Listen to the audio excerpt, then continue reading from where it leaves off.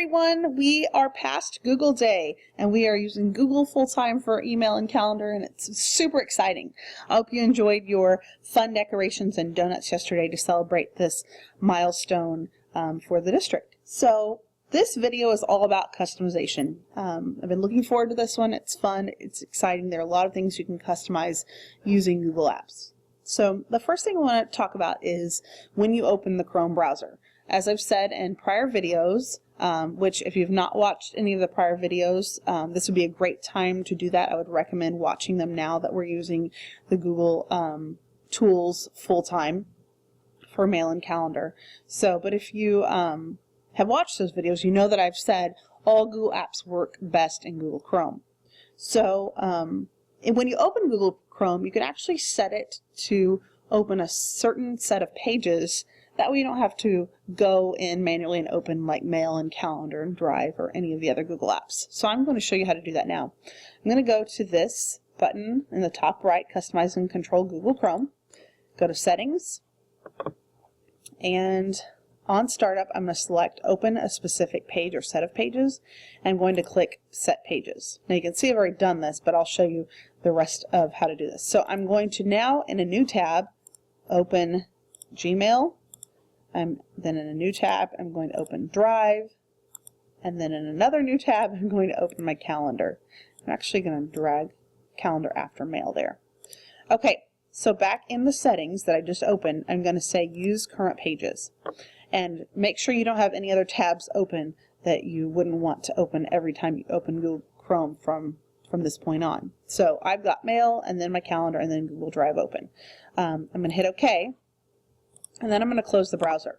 When I open the browser now, every time from here on, unless I change it, it will open those pages, Mail, Calendar, and then Drive, of course. That is just a really handy feature because I don't want to have to go in every time I open Chrome and then open those three items manually. I can just open Chrome now and they're all ready for me to view. Also, if you have dual monitors in your setup in your classroom or in your office, you can, and I'm not on dual monitors at the moment, you can grab one of your tabs and you can drag it to the other monitor.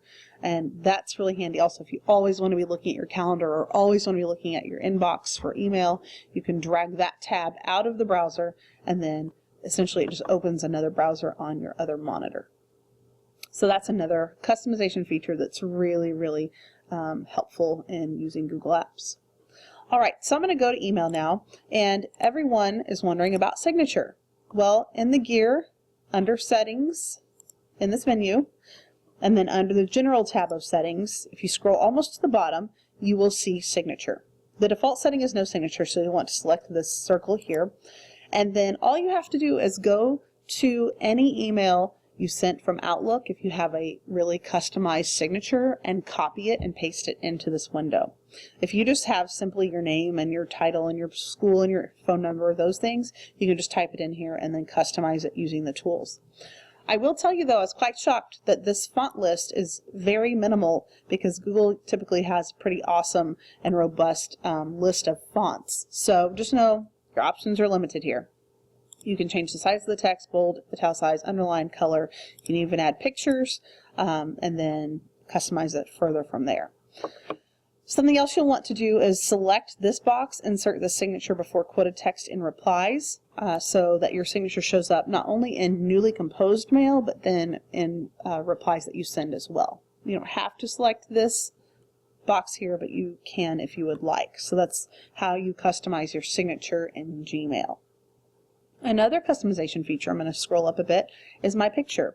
You can actually add a profile, a Google profile picture to your account, and it's visible to everyone. And you might be seeing this now that we're using Gmail as our primary email with other Google users either inside or outside of the district. So, you know, if I were to email my child's teacher from my personal Google account, she would see my Google profile picture for that personal account. If I emailed her from this account, she would see this picture. So just be thinking about the picture you want to use for your profile. You can change your picture here and choose a file either from your computer or probably from your drive. or you can also go into the top right hand corner, click on either your picture or maybe your initial if you've never put a picture there, and click change, and you can add your picture essentially there. You can see that I'm logged into my school Google account, but also I'm logged into my personal Google account here, and that my profile pictures are different. You know, I'm a visual person. That helps me know when I open the Chrome browser which Google account I am in currently. So just by setting those different pictures, it's just a good visual for me. That doesn't help anyone else. They can see the picture when I email them or share items with them in Drive. But that's just a kind of a quick tip if you have personal Google accounts and now the school Google account, setting the profile pictures differently for your own use. So that is your picture. Let's talk about another aspect of Gmail for a moment, and that's the theme. So right now you've probably noticed that my inbox has this beautiful mountain setting as the theme. I set it that way. That's not the default. If you've watched any prior videos, you know that the default is kind of this grayish color, which is really drab. And I don't want to look at that all day. So if you want to change your theme and make it exciting or something that's near and dear to your heart, you can go to the gear and then go to themes. Oh, before I do that, one more thing about this general settings. If you make any changes here, whether it be your picture or your signature, you need to hit save changes before you go out of that, or those changes will not take effect. Okay. So I'm going to go on to themes now. So under the gear, go to themes. And you can see there are a lot of pre-loaded themes that Google offers. You can even go more pictures, and then it just shows their featured pictures they have for you. I'm going to go out of that. If you keep scrolling, you can get down to solid colors as your theme, and then in the bottom bar you can go to My Photos, and you can select photos from photos in your Google Drive. So all of those are just options you can use. I'm just going to show you what it looks like if I go out of this one, go back up, just click that one. You can see it's already taken effect, but you do have to hit save. So you can customize your theme of Gmail, which is a really nice feature.